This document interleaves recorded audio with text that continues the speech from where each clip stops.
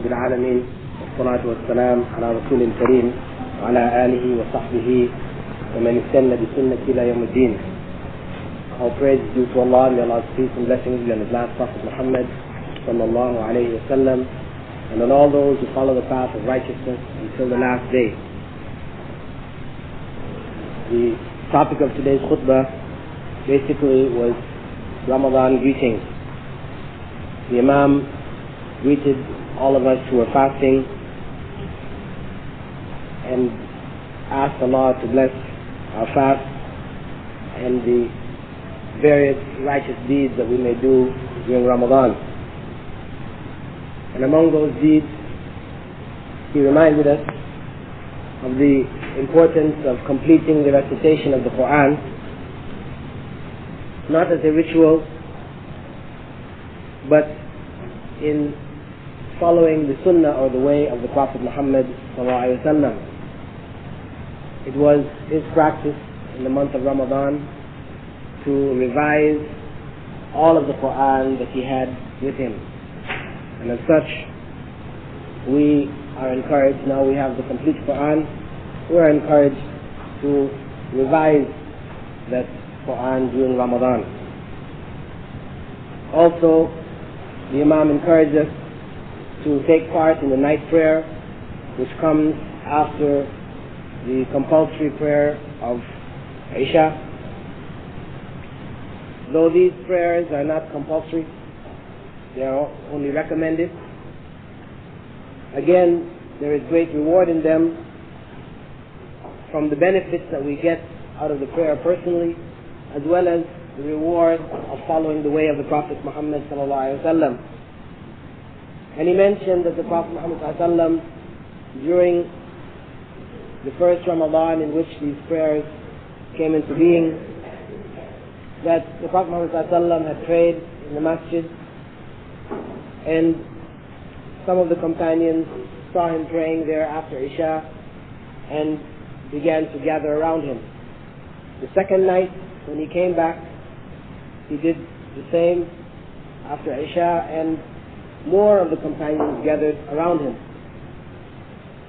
And by the third night, when the word had spread that he would be praying after Isha, and the large group of the companions waited there for him, he did not come out. He didn't come out of his house until the next morning for Fajr. And in Fajr, when they asked him about it, he explained to them that he feared that if he had come out, he continued to come out, that this night prayer would become compulsory for them. So, out of mercy and compassion of the Prophet Muhammad ﷺ for us, he ensured that these night prayers would only be recommended for us to do and not compulsory for us. And of course, from the action of his sunnah here, we know that these night prayers may be in the masjid with an imam, or they may be in one's home, with one's family, or with a group of one's friends. It's not compulsory that it be in the masjid, but that we should strive each of the nights of Ramadan to spend some time out of that night in prayer.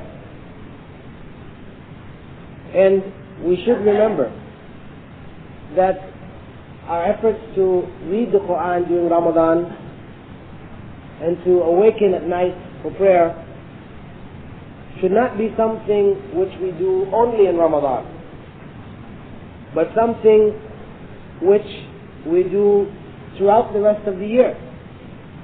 That which we do during Ramadan is really only a training, a form of training for us, to get us into a particular mode, wherein during the rest of the year we will recite the Quran, read the Quran on a regular basis, and we will get up, though not necessarily every night, but at least some of the nights, of every week, we get up by ourselves and pray in the night. Prayer which Allah, through His Prophet Muhammad has described as the best of prayers. Outside of the compulsory prayer, the best of prayers is that prayer made in the middle of the night when one gets up all by oneself. Because there is no way that one can do so for showing off to others so that others may think that we are pious or whatever. When one gets up in that point in the night when everyone else is asleep and it is just between us and Allah, for sure we will find in those prayers a level of sincerity that we may find difficulty in finding in our other prayers. So this is why it is recommended for us to purify the quality of our worship, so that the rest of the prayers, the compulsory and the other prayers which are recommended during the daytime, would take on a quality of sincerity which would earn us the kind of reward that Allah has set aside for us in prayer. And the Imam, in greeting us with Ramadan, giving us his congratulations for the coming of Ramadan and being among those who fast, was following the Sunnah, the way of the Prophet Muhammad ﷺ, which was to greet his companions with the coming of Ramadan. And this is an important point, because it may enter in the minds of some of us that perhaps this greeting that people tend to do when Ramadan comes may be in some way an innovation. This greeting for Ramadan may be in some way an innovation, what is known as a bid'ah. And what comes along with it, of course, with the Eid, at the end of Ramadan, people congratulate each other. It is important for us to know whether this in fact was from the way of the Prophet Muhammad ﷺ, or whether it was something which people have added as time went by. And the Imam has confirmed for us that it was from the Sunnah of the Prophet Muhammad ﷺ to greet his companions with the coming of Ramadan, and to also, he didn't mention this but I'm adding it, to greet his companions with the coming of the Eid. It was their practice. So it is from the Sunnah to do so. However, when this greeting takes on a particular form, using particular phrases which people feel must be said, then it starts to turn into the bid'ah. Though in its origin it is from the Sunnah, when people start to make it in a particular way and insist on that particular way, when you are greeted in a particular way, there is a particular answer to this greeting. And when it takes on that ritualistic format, which is expected from you by people, and you expect from people, then it starts to change into bid'ah. And especially when the Eid comes, or during Ramadan, when cards are sent. Cards are sent. Ramadan Mubarak cards and Eid cards. Now, this practice is clearly a practice of the Christians, who give out Christmas cards with the coming of Christmas and during Christmas. This is their practice.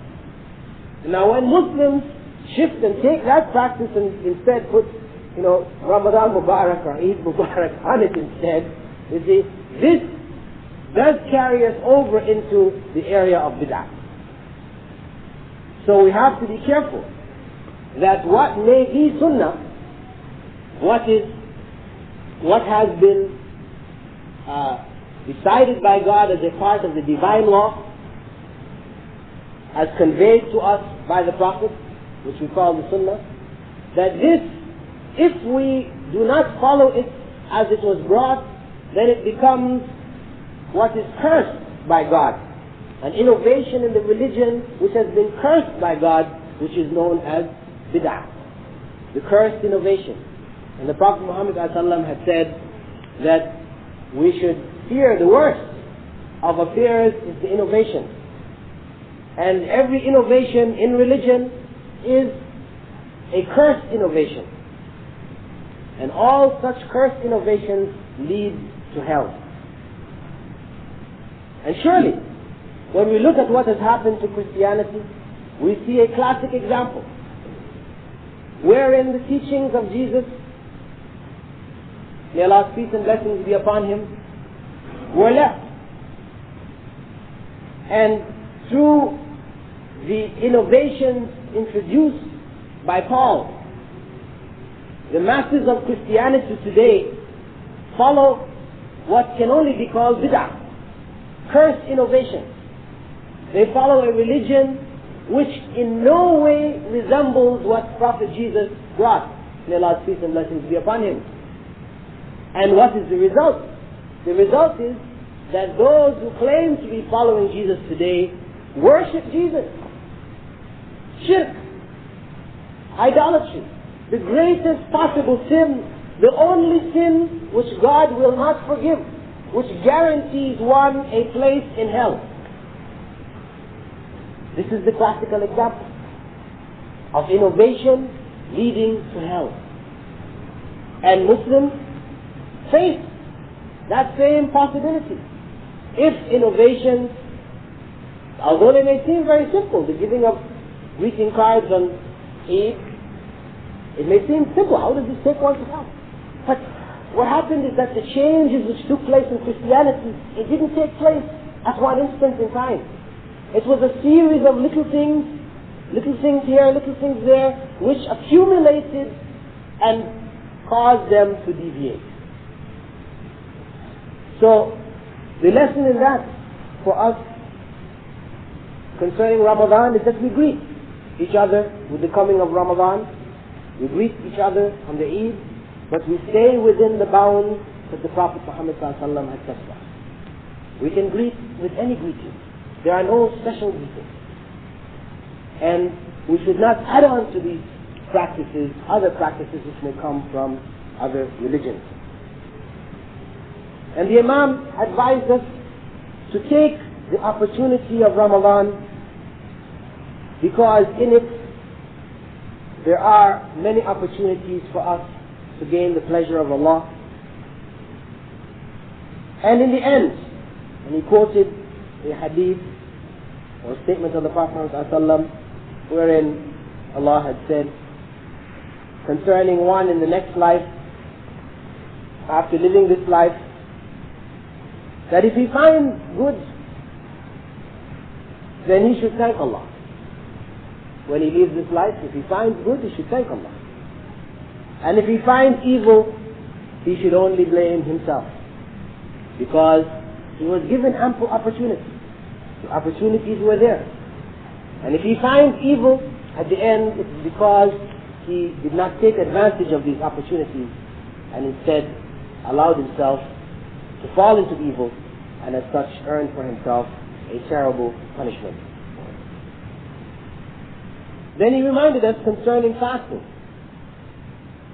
saying, how many of those who fast end their fast with hunger and thirst alone? How many of those who go through the practice of fasting, but all that they get out of it is hunger and thirst?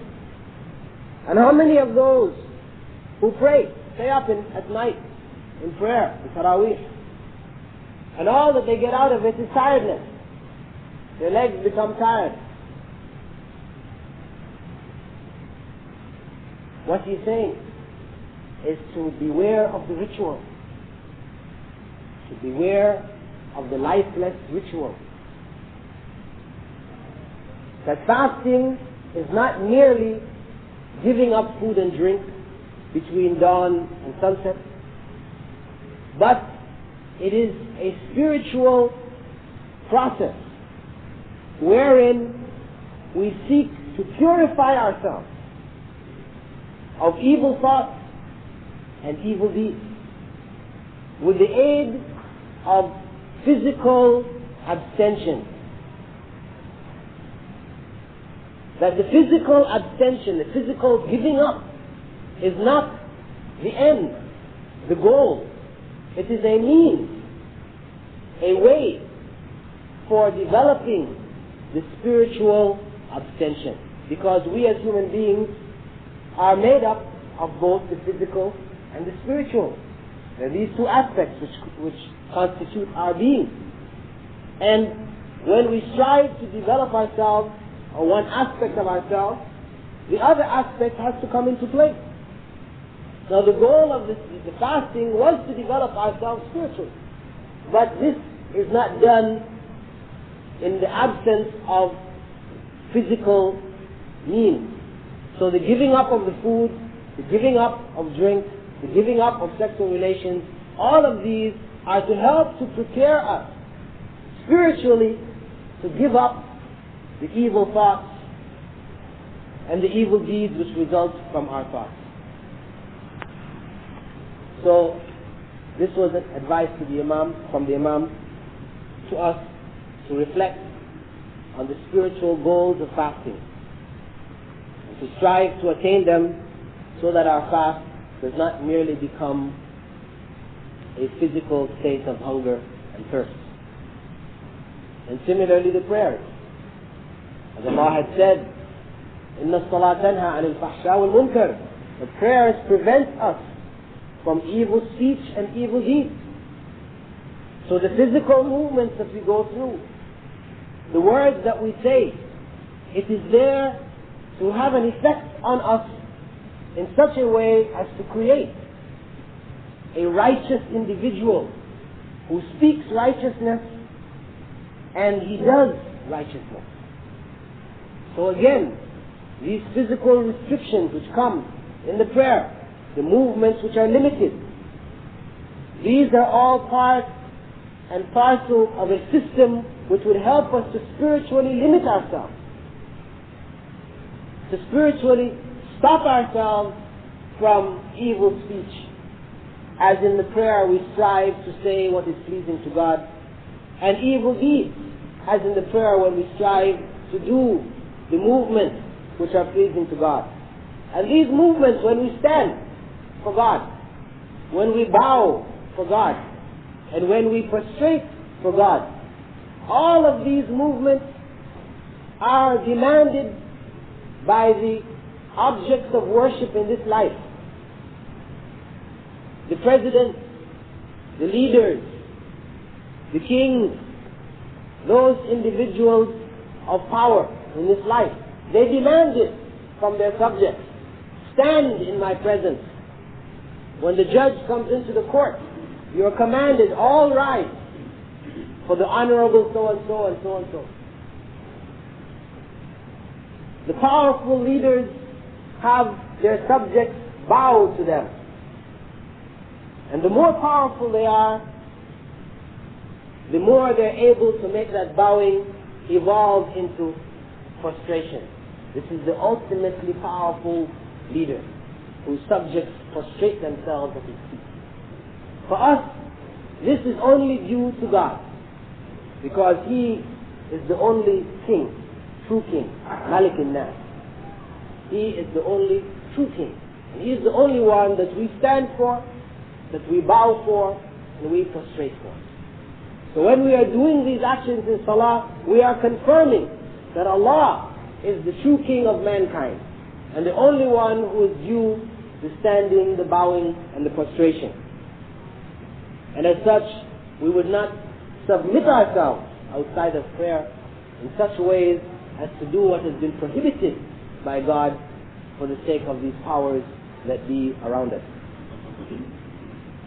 And the Imam also pointed out, and to tell you the truth, this khutbah that he made was filled with many different ideas and concepts, all of which are very important for us to reflect on, not only in Ramadan, but throughout our lives. He spoke of the different levels of people, of those who fast and of those who pray, that they are on a variety of different levels. From those who get nothing out of it except for thirst and hunger and tiredness out of prayer, to those who earn the maximum, or as close to the maximum as man can attain. And ultimately, he says that this returns or the reason for this difference in the levels can be seen in the intention. Ultimately, this is what we call the bottom line. The intention. It is the intentions of those who fast and those who pray which determine the value of the fast and the prayer. And naturally determines also the reward from the fast and the prayer. Then he went on to say,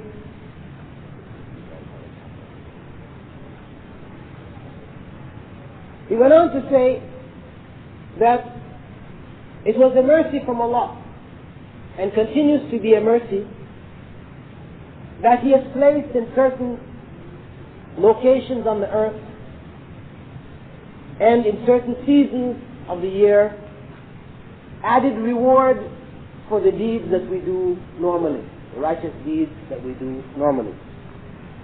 It is a blessing for Him, from Him, that prayer in Mecca is worth 100,000 times prayer elsewhere. And righteous deeds done in Ramadan are multiplied by Allah as He wishes. This is from the grace of God. For had it been that He gave us only an individual reward for every good deed and counted against us an individual sin for every evil deed, then none of us would attain paradise. It is only through the grace of God, by multiplying the good that we do many times, and by only holding us to account on the evil that we do, one for one, that some of us, and I pray all of us, may attain paradise. And in keeping that thought in mind, he reminded us of Umrah during Ramadan, wherein the Prophet Muhammad ﷺ had said that Umrah in Ramadan, Umrah to make the minor pilgrimage to Mecca during Ramadan, is equivalent in value to making Hajj along with the Prophet Muhammad ﷺ. To make Umrah during the month of Ramadan is equivalent in the eyes of God to those who made Hajj along with the Prophet Muhammad ﷺ. So this is a great encouragement for us. If we have the way and the means to go and make Umrah to Mecca during this month, we should try to do so, to increase our reward. And if we manage to make it there, whilst we are making tawaf, as the Imam said, and we experience tiredness, we should remember the day of judgment, when we'll have to stand before God. And when we drink the Zamzam, waters from the well, we should remember Allah's mercy.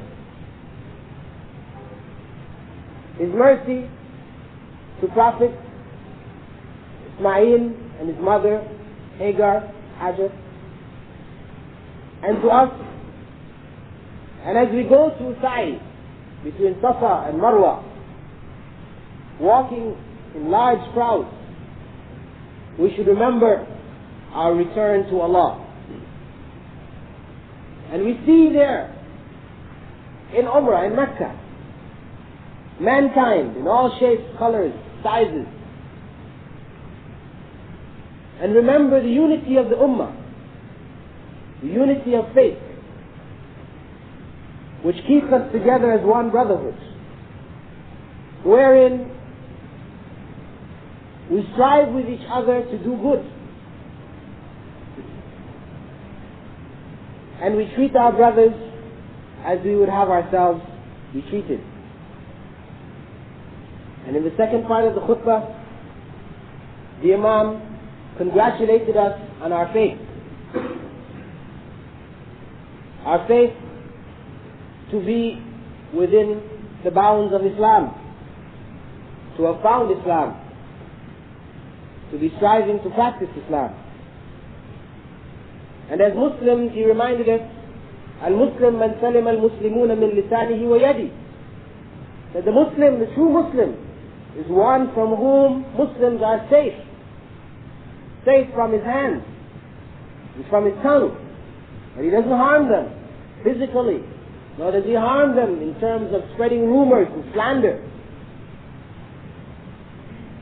And that the muhajir, one who makes hijrah, and hijrah is a requirement of us until the day of judgment.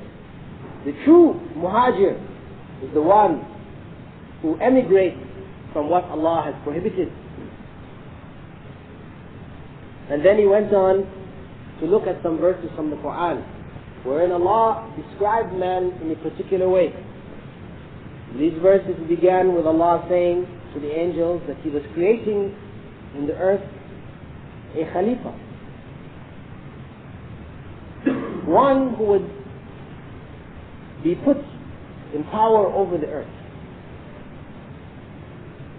And the angels asked Allah, would you put one on the earth who would spill blood and create corruption,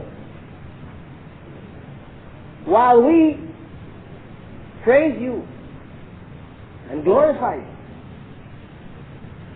And Allah informed them that He knew what they knew not, and that in fact the men, or some of the men who were to be put on the earth, would be superior even to the angels, because of knowledge which Allah gave them, beginning with Adam. He gave Adam knowledge and demonstrated to the angels that Adam was superior to them. And as such, he had the angels bow to Adam. And the Imam questioned, this quality which was given to Adam, which was inherited by his descendants, is this a fact for all of Adam's descendants? If so, why are people then in two different groups? Those who follow guidance from God, who believe, who love good, who strive to do good, who remember Allah, worship Him, fast, and are charitable. Those who recite the Quran, the scriptures, they are rewarded if they recite them with ease, and if they find difficulty in reciting them but continue to recite them, their reward is doubled. And they seek forgiveness from their Lord for whatever ill that they do. This is one group. And we have at the same time another group who reject faith, who strive to do evil, and who corrupt the earth. These are all among the descendants of Adam. Are they all superior to the angels?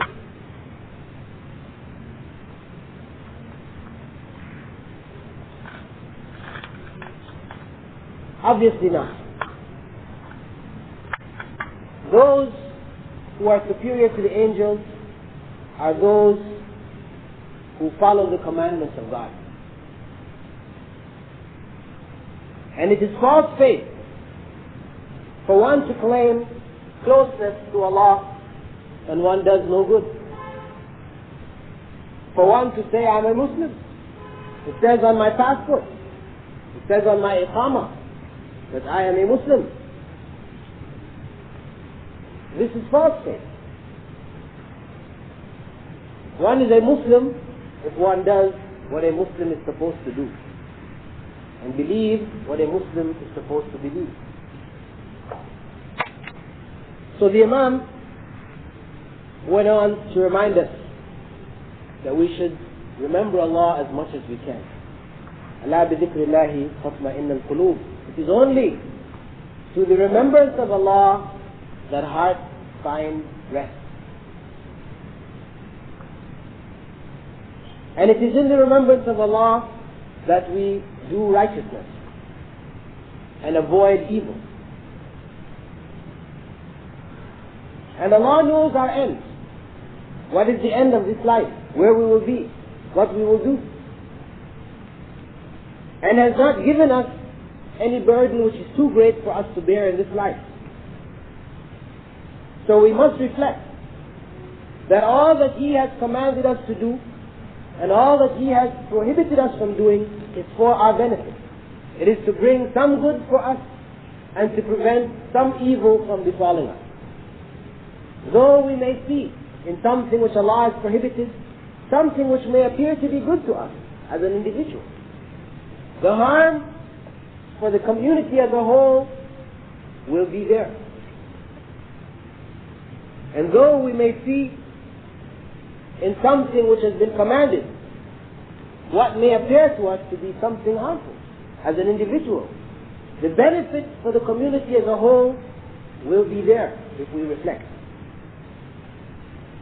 And He reminded us of the case of Moses and the followers of Moses, that they had been prohibited fat, the fat of the animal, but that they sold this fat and ate the price. When in fact, if something is prohibited, the sale and the benefits from that sale is also prohibited. So it is not enough for us as Muslims to say, well, we are prohibited to drink alcohol, but we may produce it and sell it. No. It's not enough for us to be prohibited from worshipping idols, but we may make them and sell them. No.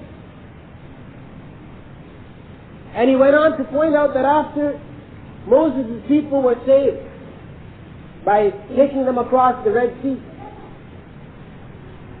that in response to that blessing of God, that huge, magnificent miracle, the parting of the waters of the Red Sea, these people went back to worshipping idols, in imitation of the people from whom they had come and the people from whom they met in their travels.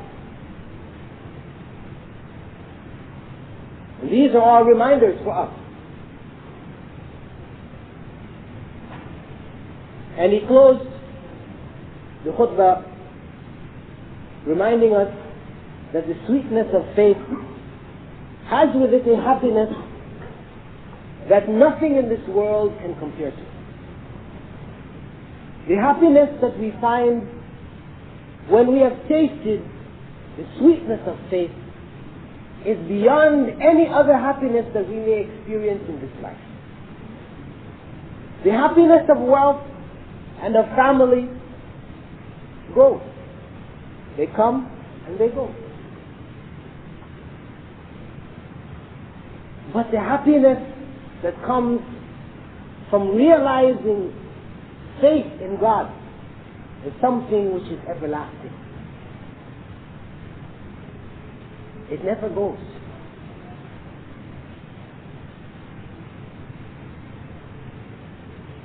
And the blessings which come from it are multiplied by God. And that God blesses those around us, our descendants, etc., because of the attainment of true faith. And he gave the example from the Quran of the case of Moses and Khidr, who had been sent to teach Moses, Prophet Moses, may Allah's peace and blessings be upon him. Khidr was sent to teach him something of the ways of God. And in one of the lessons, after Khidr and Moses had been maltreated by a people, and on their way out of the town, they found a wall which was crumbling. And Khidr rebuilt that wall. And Moses asked, why you would do this? After the people have treated us so badly, why would you do this? And Khidr informed him that Underneath the wall was a treasure.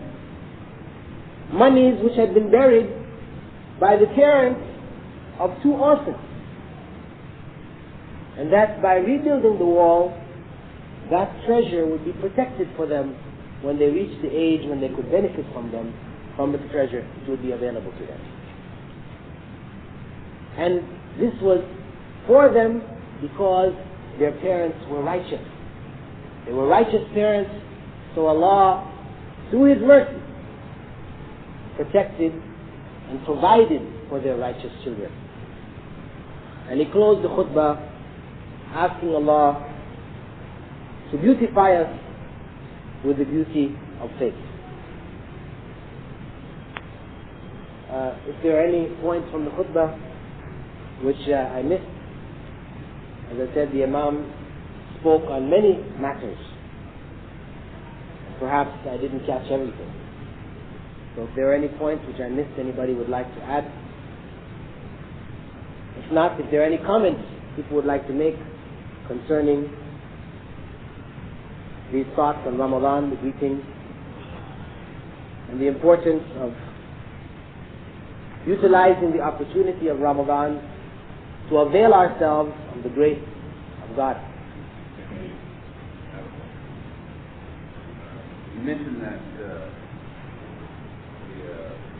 card was following the Christians, perhaps to do with Ramadan. And I don't think no one would necessarily argue that it's not necessarily following. But in line of most of us, all of us here, come from a different country, come here, Ramadan closes, and we would like to send a Ramadan greeting to perhaps our family or friends back home. How do we do that without, in some way, one way or the other, following the Christians? Simply, we may call them. If it's too expensive, we can, afford to call them, or we write them, and in our letters we greet them. And it's done without having to resort to the card. The card which becomes like a ritual, sent every year at that time, and expected, a return is expected. And you judge people by whether they respond to your card or whether they don't respond to your card. I'm not saying everybody does this, but this is what tends to build up out of it, as it does with the Christmas card. So we may greet them. In writing a letter to them, we may greet them with Ramadan. And I say honestly that I've received letters from people in different parts of the world who have written me, and in the course of the letter talking about other things, they know Ramadan is coming, and they greet me with the coming of Ramadan. And it's done without resorting to the card, which has become, which is stripped directly out of the practices of other religious faiths, which has a connection to the religious practices. Because as we said before, when we talk about innovation, if there are innovations in things which are not connected to the religion, Islam has no problems or objections with such innovations. The innovations which come in the masjid, we've got carpet on the floor now, it's an innovation. Islam is not against, putting fans and lights. These are innovations. They didn't exist in the time of the Prophet Muhammad ﷺ. Islam does not want us, as you have some sects of Christianity, like the Amish and others, who take a particular dress and a way, some of them, they refuse to use electricity because for them this is innovation, so they will drive around in buggies and, we are not in that way that wherein we feel that we cannot change anything. No. We are clear.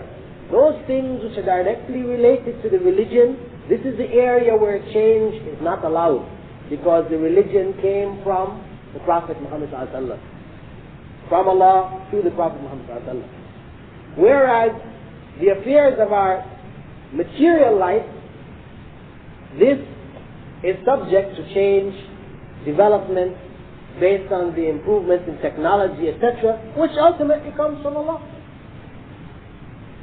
If we use these instruments to improve the quality of our lives, then it is good. If we use these instruments for evil, then it is evil. never, I mean, all that what you say is true and known knowledge, but you never address what is religious about cards. Because cards are a sense for a variety of things. But what is religious? Say this is religion. Granted, it came from the group. No one doubts that. It came from the group. So did the television. So did the telephone. It came from that group. And we use that. We use that as a means of communication. So what is particular about the card that says that this is from their religious group, this is from their religious practice? I think that the Christmas card, the card which is sent at Christmas, a card which is prepared and sent at Christmas, this is a religious practice on their part. And Easter, Valentine's Day, the other, the point is that these are clearly connected with the religion. They have introduced it as such. It is true that the card may be used as a get well card. A person is sick, and the card may also be sent, as a get well card, etc. But the sending of the card, particularly for that religious festival or the religious season or occasion, this is from their practices. So for us, but not from their religious practice. From their practice, yes, but not from their religious practice. But it is a religious practice for them. A get well card, a happy birthday card, you graduated from high school or university or mother. These are all the occasions that they have cards for just about every occasion you can possibly think about. Anniversary, birthday, new birth, promotion, all these things. Are you saying these are cards of religion? No, I'm saying that if you send a card for get well, right, a get well card, this is okay, no problem, because the get well card has no connection with the religious and a religious occasion. For you to send a card congratulating somebody on graduating, there's no harm. But now the sending of the card on the religious occasion, which resembles their sending of the card on their religious occasion, this is what then, in my estimation, involves a imitation of people in a religious matter, which becomes, when we do it, an innovation, in my opinion. That's, as far as I can give you for myself. If then there is, you are always welcome, as I said, to ask others, because I'm not the leading authority on anything.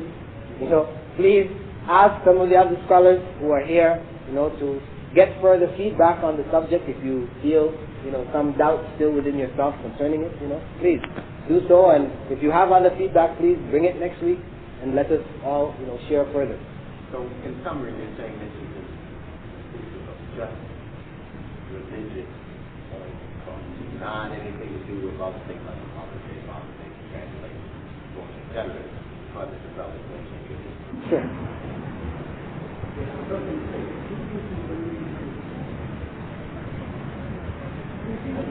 Our brother's question was, how do we relate the intention to greet somebody with the practice of giving the card? Our intention, if the intention is not to imitate the practice of another people in giving the card, but our intention is to greet, but we are doing this practice. Okay, I would say, if our intention is to beautify our home, and there's nothing wrong with the intention of beautifying our home, but we beautify it by bringing the idols of other people in our home, we can see obviously that this is not acceptable. Though this may be a valid and acceptable intention, we want to beautify our home, for us to bring pictures of human beings and animals, and bring idols, carvings. We may not call it idols, we call them statues, figurines. We've got a variety of other names for them, little animals and things like this. We bring them into our home to beautify our home. Very beautiful intention. Islam doesn't prohibit it, but the means is wrong. It's not acceptable. So intentions, and truly, Prophet ﷺ has said that deeds are judged by intentions ultimately. However, we are also required to comply with the commandments of God, and behind them ultimately our intentions will be used to judge how we fulfill those commandments. So the concept of intention is not one wherein we say, don't question me about the evil that I do. God alone knows my intention. No. No. You do evil, Islam has a system to deal with you when it is implemented. The one who commits adultery or fornication is not asked what was your intention when you were doing it. That is with Allah. But in this life what you have done is wrong and you will be punished for it. I mean, this is going to the extreme of the question of intention and practice. Just to try to, because when you look at it in the extreme, it's very obvious, right? When you look at it in the very simple part, sometimes it doesn't become so clear. But now, you see, what is prohibited in large amounts is prohibited also in small amounts. This is the principle of Islam. Actually, this statement was made in reference to alcohol, but you can use it as a general principle. That what becomes prohibited in the obvious, when you see it in the very, open sense, when you take it down to the more hidden sense, it is also prohibited. So it's a principle here. Intention doesn't make an evil act or an incorrect act correct.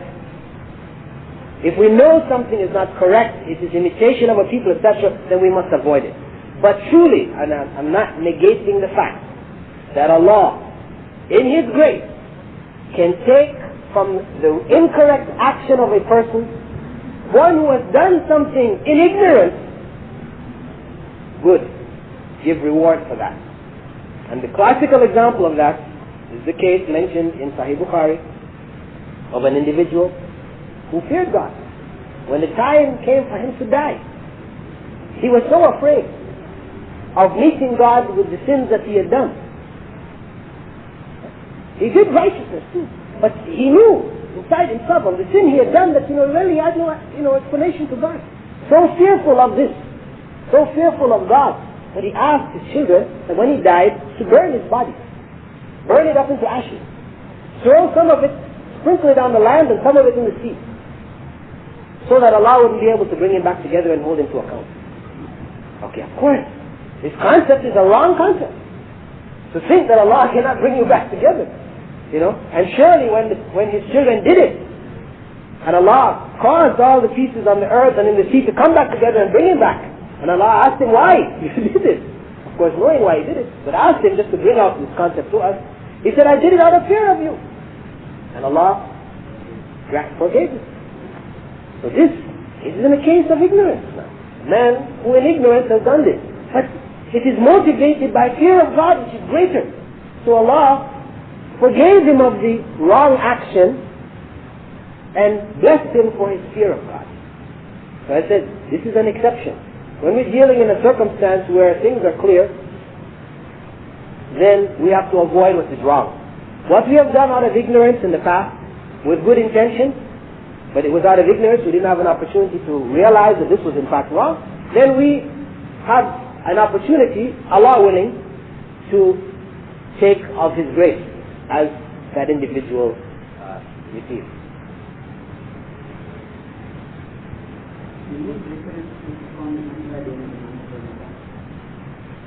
Is there any special significance or merit or reward when it is done on a basis? No. Although the question was in regards to the added blessings for making Umrah in Ramadan, is there even greater blessings for making Umrah on the 27th, which has been identified by the masses of Muslims as being the day or night of what is known as Laylatul Qadr, the night of power, which Allah has said, the worship in it is equivalent to the worship of 1,000 months.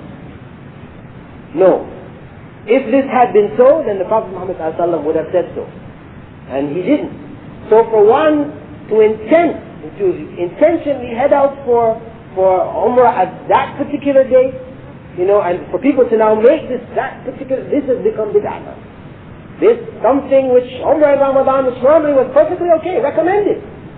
Added dressing, once it is into a practice which was no longer according to the teachings of the Prophet Muhammad ﷺ, it turned over and became something which was cursed, bid'ah.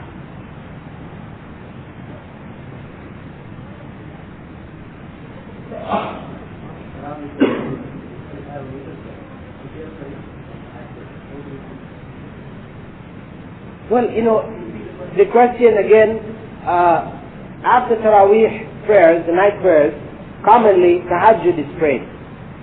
Witr is prayed. That is the odd number of units of prayer to complete the prayers of the night. If one then later on gets up in the night for prayer on his own, what does one do then? Because there is already statements of the Prophet Muhammad ﷺ that the witr, or this odd number, should be the last prayer. Let it be your last prayer of the night. So you've already done it. Well, if you get up for tahajjud in the night, you get up at a later point in the night, you get up for night prayer, then you do so without repeating the witr. Yeah, just two at a time, to whatever you wish, and you stop at that.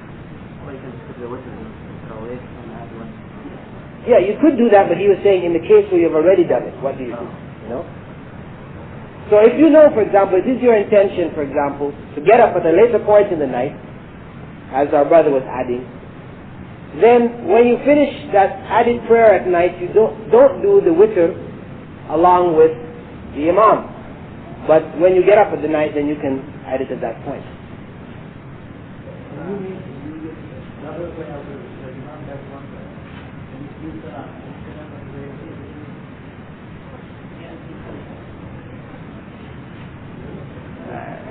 Well, the question is, when the imam prays the witr, if you have prayed along with him all the way to the point of witr, and he makes salam, completing it, can you then get up and, as if you had missed one rak'ah, and make another rak'ah to make it odd again? Well, I don't know, see head shaking, yes, but I would leave a big question mark on that one. I would not feel comfortable with that one, because I understand that, but when you think about it this way, right? When you're praying behind an imam, you're supposed to follow that imam. The Prophet ﷺ had said, the imam is set to be followed. So you are then required, whatever the circumstance, whether it is the rain prayer, or the prayer for fear, or the eclipse, or whatever prayer, which are not compulsory prayers, you are supposed to follow the imam. You don't go on the prayer and make your own version. So now, the only time that you are allowed after the imam completes his prayer to get up and add some more is when you have missed something in joining him. That is the norm. That is what the Prophet ﷺ taught us. Now, what you're introducing when you're saying now, well, we prayed witr along with him, but I don't really want to make it witr, I want to make it shafa, I want to take it back to being a even number again. He questioned it. He said, I don't feel comfortable with this at all. Personally, I don't feel comfortable with it. I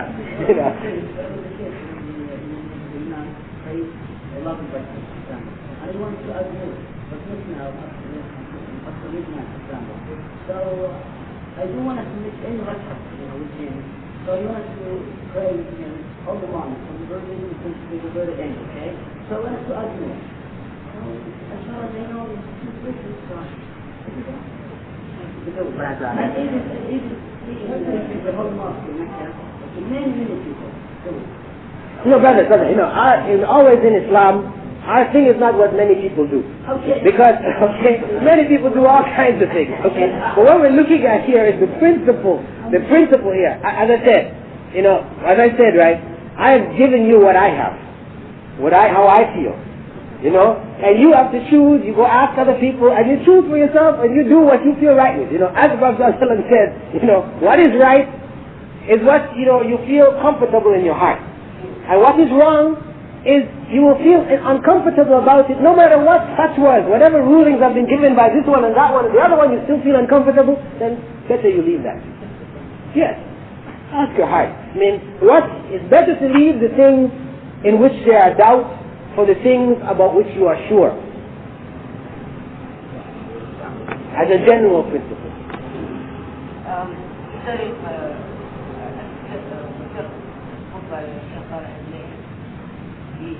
Like when he talked about Salah, he said because there's another hadith talking about the Prophet said, he who handles the that hadith, but like he does all the Salah with the Imam, he has like 61. So he said like to like combine between the both. Two hadith, you do like after he does the wudu, you do another rak'ah, and then like you do wudu whenever you do like you let a Salah for yourself. See, the danger of this kind of reasoning, you see, we have in the Hanafi madhab a way in which they make salah when they hold their hands, right? They're taught that when you place your right hand on your left hand, what you do is you grasp your hand by putting the thumb around and the little finger around, then you place these fingers on here. They explain why we should hold our hand in this fashion. This is something which is not recorded from the Prophet Muhammad sallallahu alaihi wasallam. Okay? They explain, and he said, pray as you see me pray. And how they explain it is that the Prophet Muhammad ﷺ used to grasp his hand sometimes. And he used to place his hand sometimes. So to combine between the two, we will grasp with these two and place with these three. You see, but the thing is that we have to be very careful about this line of reasoning. Where in an attempt to try to combine between this and that, we create something which was not done by the Prophet Muhammad ﷺ and his companions. You know?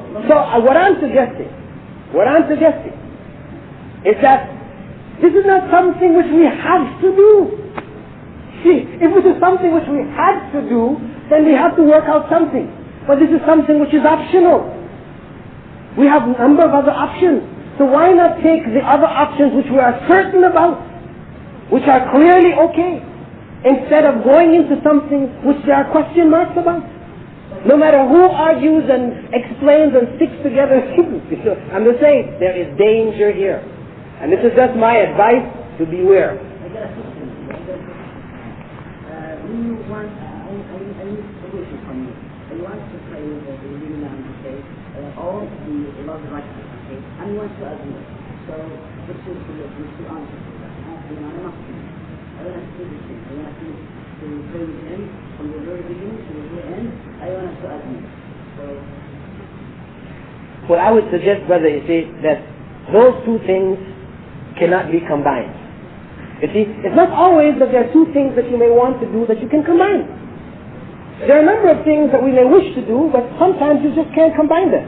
I'm sure if you think about in the religion, there are a number of things that we would like to do. We want to combine this practice and that practice, but they just don't come together. Because there is a point at which you can't put them exactly together. So what you do in this case, brother, is you go all the way to 10 rak'ah, and when he makes that taslim for the 10, you leave off the one which would make up the witr, the final odd number, and you continue to pray yourself. See, because following the Imam exactly what he did is not compulsory. It is not compulsory. See, this is what comes up, for example, in the same issue. We have the Prophet ﷺ has said that to pray by yourself behind the line, your prayer is not accepted. Right? If people line up in prayer, for you to choose and go and pray all by yourself behind the line, your prayer is not accepted. You're not praying with the jama'ah. We have been commanded to pray in the group together, in the masjid. So for you to choose to go off and pray by yourself, this is not accepted. The prayer is not accepted. Okay? We have this principle. An individual who comes to the prayer after the line is complete. Right? And he finds the line is full from one end to the other. He remembers the hadith. To pray by yourself behind the line, your prayer is not accepted. What do you do? Okay? Now, what some people have suggested is that you pull somebody from the middle of the line back to line up with you, or somebody from the end of the line back to line up with you. so that you can pray with this person, right? You know, and this is a practice which is commonly done here. You don't find it yeah, you're disturbing. When you pull from the middle, everybody has to shift over. Now you messed up the prayer for everybody else. And the man you're dragging back into prayer, so that you could fulfill the requirement of this hadith. It's a very noble thought, but look at the effects of your action. You see, one, you have to look to see, did the Prophet Muhammad ﷺ and his companions do this? We have no record of them doing it. So, what we then have to look back at this hadith, how do we have to look at this hadith now? We have to look at it in another light. What was the intent of the hadith? Was it for a person who found no faith, or a person who chose to pray by himself? Obviously it is for somebody who chooses to pray by himself. So a person deliberately, because he feels, I am a this or I am a that, and all the people in the line are poor people, I prefer to pray by myself. I'm wearing nice clean clothes, their clothes are a little, so I'm going to pray back by myself. This is the prayer which is not accepted. But one who comes, his intention is not to pray by himself.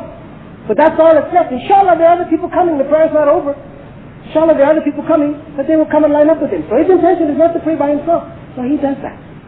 In my estimation, this is a better practice than pulling people from the line.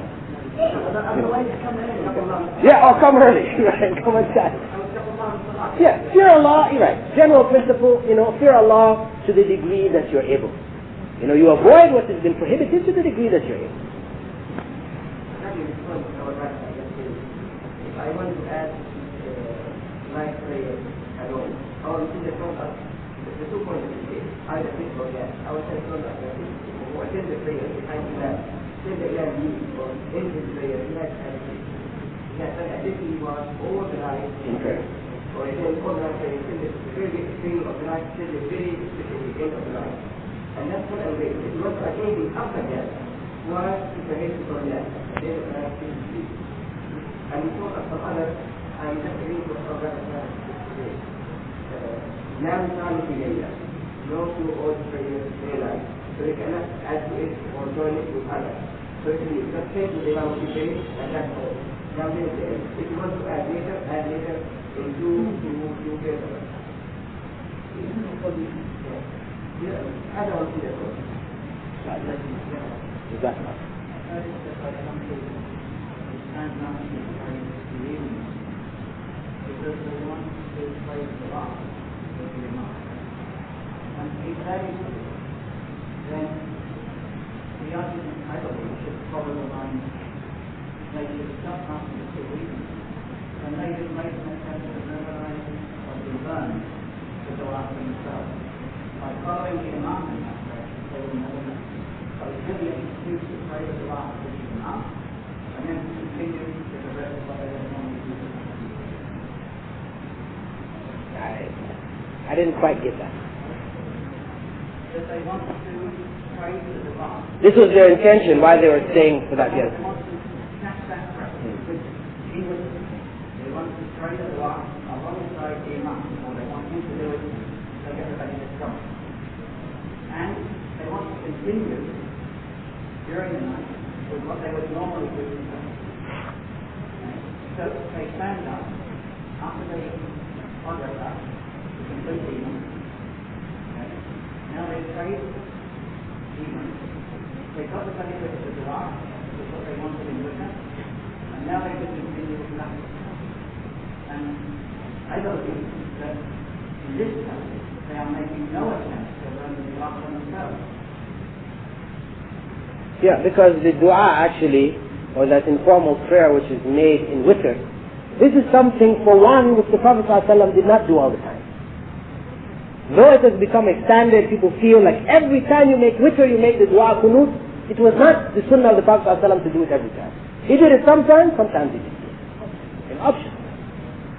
He didn't do it all the time. So, even that kind of an intention, it is wrapped up in something which really wasn't from the sunnah anyway, and so that's why for us, ultimately, we try to stick as closely to the sunnah as possible, to avoid these kind of combinations where we're trying to get the best of both worlds and end up with nothing of either world, inshallah. And inshallah, I think we should close up now. and thanking everybody for coming and congratulating everybody on the Ramadan. And we pray that Allah accepts your Ramadan, your fasting, and reward you all as fully as you deserve. And we close with the dua of the Prophet Muhammad sallallahu alaihi wasallam. Subhanakallahumma wa bihamdika, ashhadu an la ilaha illa anta, nastaghfiruka wa natubu ilayk.